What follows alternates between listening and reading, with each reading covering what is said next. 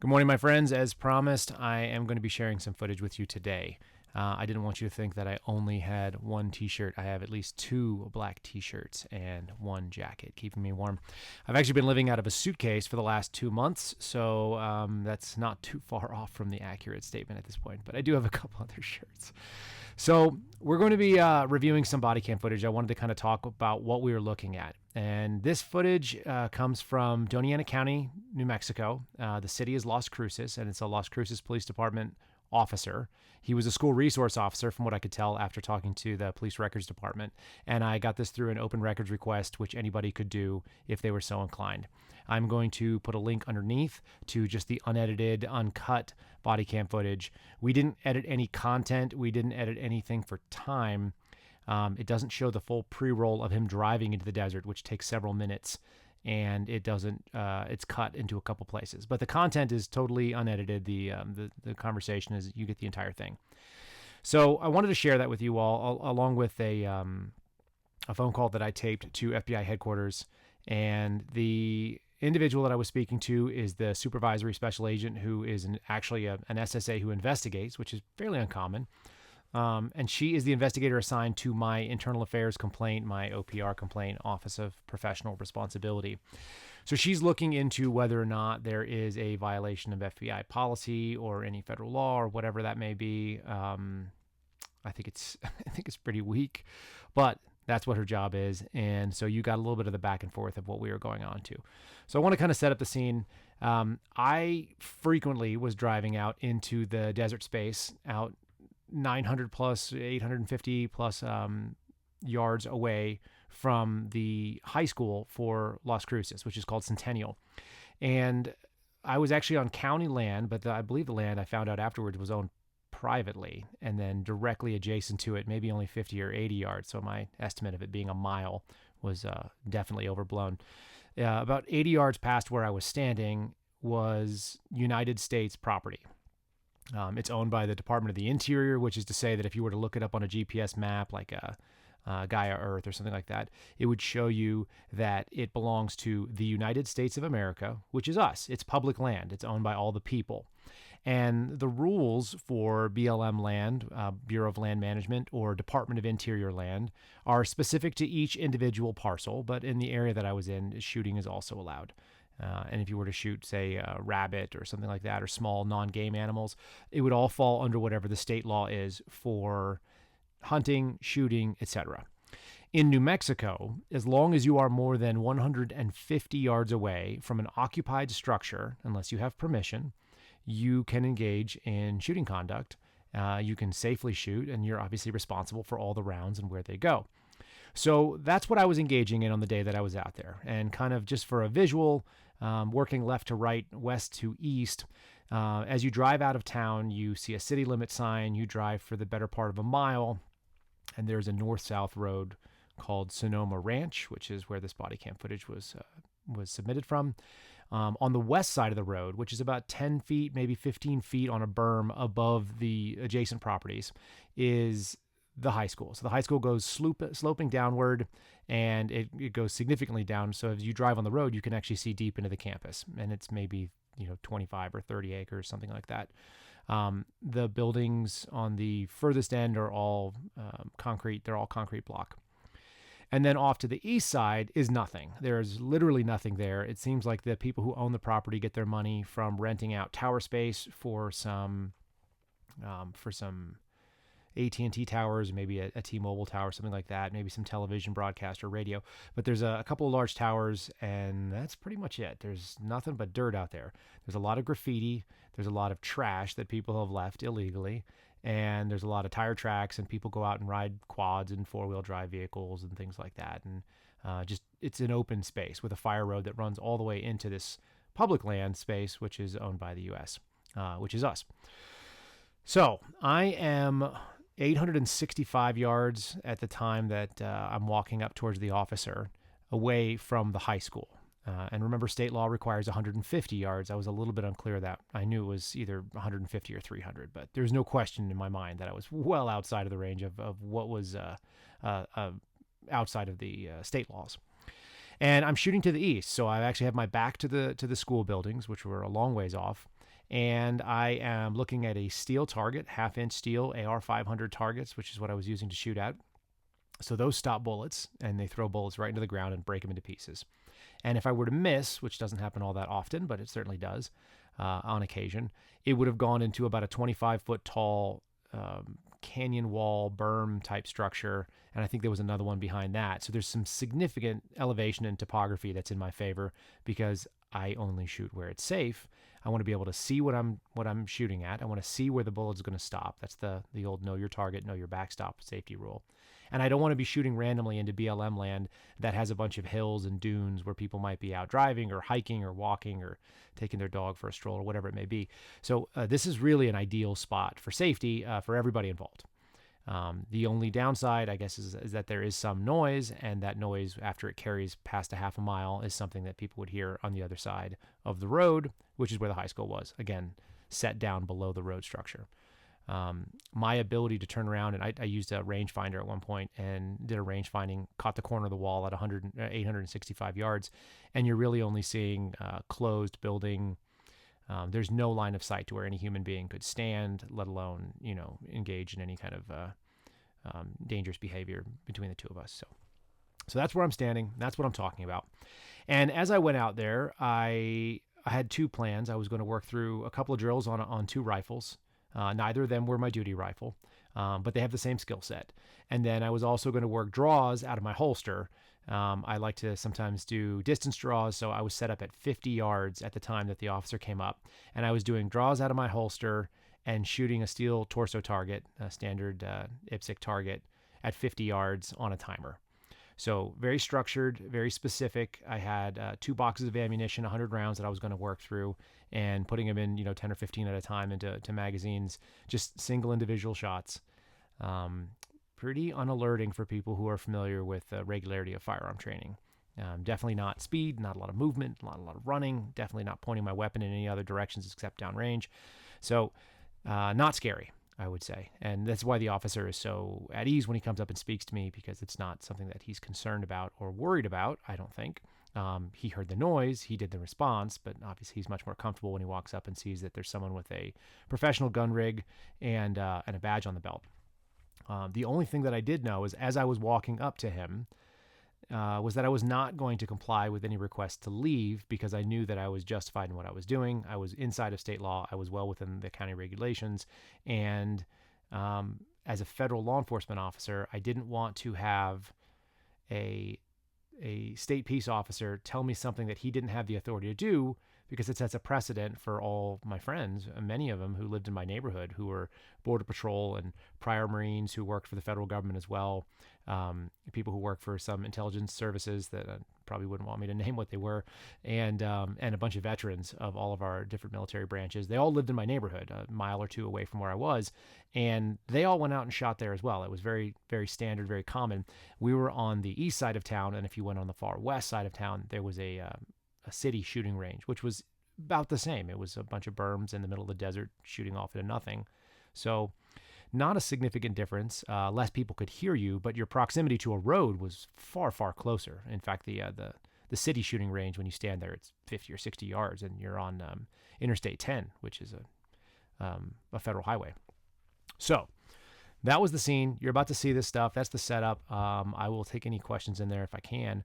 But I think the footage speaks for itself as far as what I was trying to do, what I wanted to accomplish, and why I did not want to give any of that ground. This was not something that the woman in the FBI was obviously amenable to, but I don't know why. And I assume it's because there's this very, very coast-centered, eastern seaboard sort of mentality where they do not experience public land, which I obviously told her I thought was her problem as well. Let me know what you think.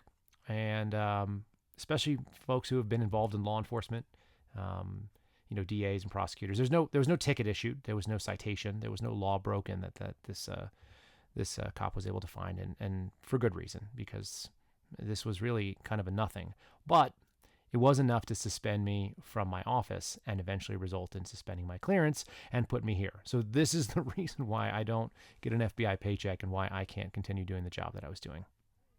Do you know that I don't even know what the allegation against me is? They're just... No. The one for me, I have there's one allegation, and it's in the paperwork, the letter that you signed. It's right in the sort of top. It says that I was unprofessional. Yeah, it says I was unprofessional to a police officer and my coworkers. Is that correct? That's it. But that's not a specific anything. Like, the only time I've talked to a cop was on body cam. I assume you have that footage, or do you not? Yes. You have. The footage speaks for itself, so that's a case closed. That's the end of it. There's literally nothing there. Nobody can argue otherwise. 796 Central Bell with a gray pickup truck with black wheels and a black camper in the desert area. Copy, sir, please. Gray pickup truck. How you doing? Not bad. Hey, I'm not sure if this is county or city, but everybody's freaking out over there at the school, man. It's county. You can hear it over there like nobody's business. Okay. I know there's a range on the other side of town and it's far away. Yeah, it is. I mean, if you can go further in the desert or something, I get it. You're shooting against a berm. You're not shooting towards the school or anything, but it creates issues. So, what department are you with? I'm with the FBI. Okay. Yeah, it's just probably not the best place to be shooting. So, I mean, people shoot out here all the time. Is it just because it's at school or what? Well, it creates issues, yeah. I'm not saying that you would, but some people are responsible. So I guess the question, so first of all, I'm positive this is county land. Okay. Right? I'm more than 300 yards away. In fact, what is that, like 150 is the requirement, or 100? I don't even know exactly what it is, to be quite honest. Whatever with you, it is, I can everybody reach over there- that, and I know that we're 800 yards away from the school minimum, yeah? Okay. So legally speaking, I'm still within the range. Okay. I'm out here to work. I'm out here to train. I get some time off, so I'm kind of using it. Okay. I'm not trying to create an issue for you, but I'm well within the range. Like, I get that, but you have to understand where we're coming from. I mean, it's one of those things where No, I totally get it, but I'm just saying, if we're gonna, yeah, I don't have the time to drive out there. You got your ID on you by chance? All right. I've showed it to dozens of law enforcement professionals, state and local and federal. Nobody knows what would be wrong with that. It was a professional interaction, so that's a case closed. So if you're still investigating that, that tells me the process is flawed. I'm just saying. No, that's the. There's nothing derogatory. We'll talk about it, and then I think that you'll understand what we have to do, what we have to go through, all right? And then we'll talk through the whole thing, okay? And I believe that you will understand a different perspective, but that does not, that doesn't wipe away your perspective, and that's the whole point of this statement. It'll be, you're going to make a statement about what you did, what you knew, why you did it, and then that's your chance to explain the entire interaction. Or your driver's license is what I mean. That's me.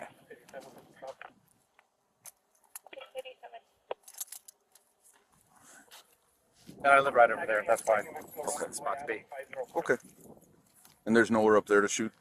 No, I mean, we've all got like 1 acre. That's not going to be enough. Oh, no, most definitely. I just mean closer to your house. It becomes BLM right across the way. So the desert becomes BLM probably like within a mile. Okay. So I don't think it's drivable out there. Okay. Yeah, I mean, this is, and you could tell this is not like an unshot area. Believe me, I hear it every day. Yeah. And yesterday there were a bunch of them, and they sounded like they were close. I guess today we're over. I don't know if you got a rifle that you're shooting to, but yeah, and I'm done with the rifle, so that may have been part of the concerns with them. But yeah, actually, I'm having a trigger problem on there. What's that? I said I'm having a trigger problem. My with the rifle? Okay. Yeah, it's pissing me off. But. Sounds good. Well. And wouldn't you think that should have happened before I was suspended, considering how innocuous, and the guy didn't even write a report? It wasn't even important enough for him to generate a report, because he doesn't know my name. I know his name because it changed my life dramatically, even though it was nothing. There was nothing that happened. So that tells me the process is not a good faith action on behalf of the FBI. It's nothing against you. It's just the FBI in general is not acting in good faith. That is a bad faith action.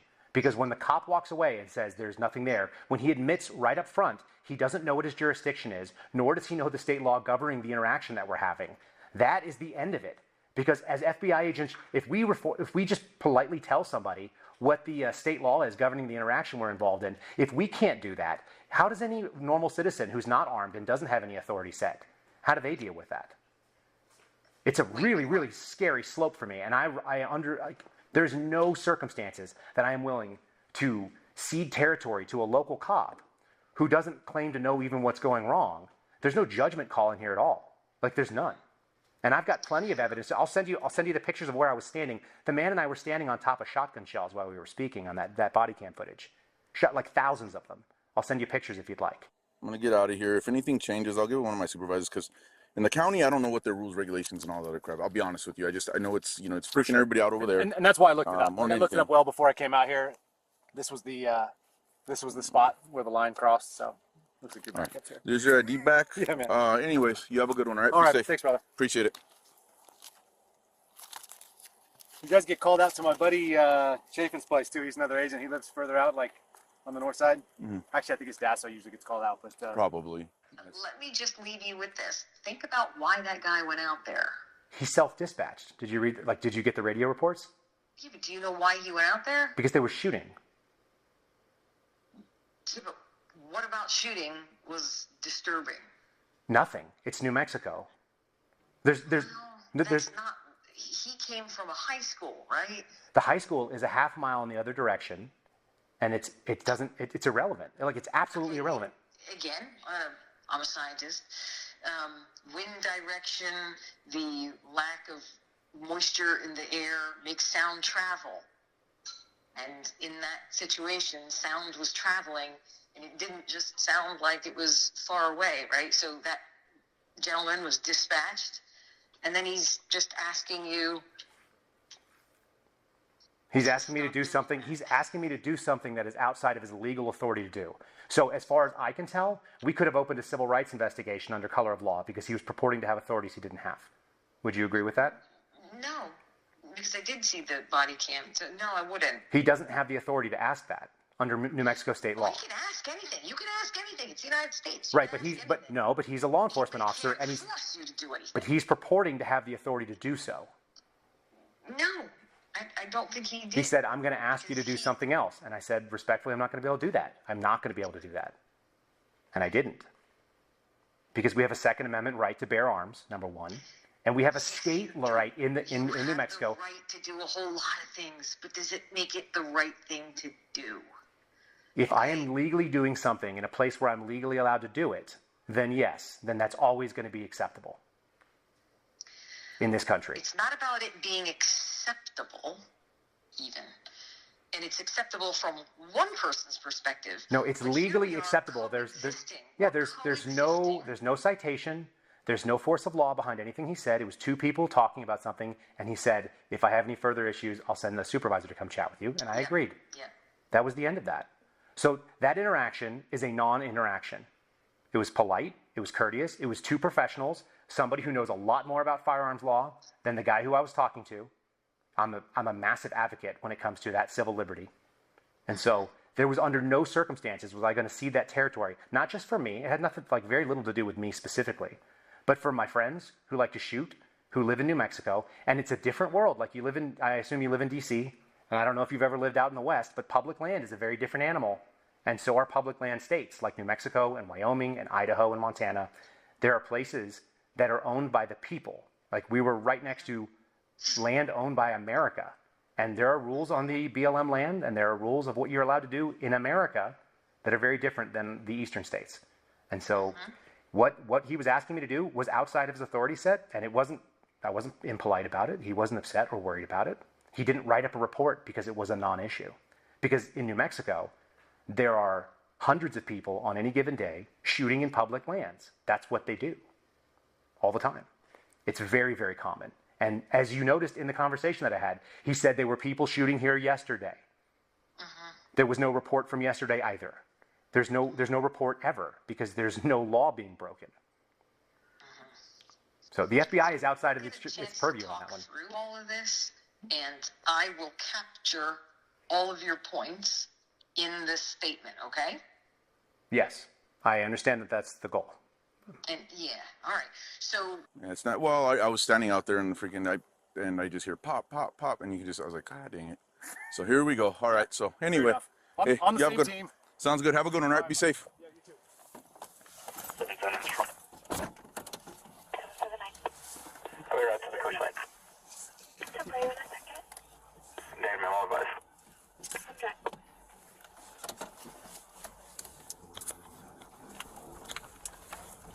10-8. No report.